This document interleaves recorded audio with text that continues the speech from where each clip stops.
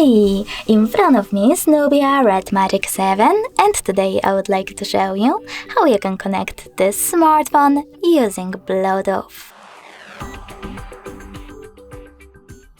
You need to start by going into Devices Settings and choosing More Connection Settings. Now tap on Bluetooth over here and click on this switcher next to Bluetooth feature to activate it. Following that, wait for available devices to show and tap on the chosen one. Then you need to wait for it to accept your connection request. And as you can see, my devices were successfully connected. If you wish to disconnect them, you can do that by choosing this little icon next to the device and clicking on Unpair. If you wish to connect to it again, just tap on it.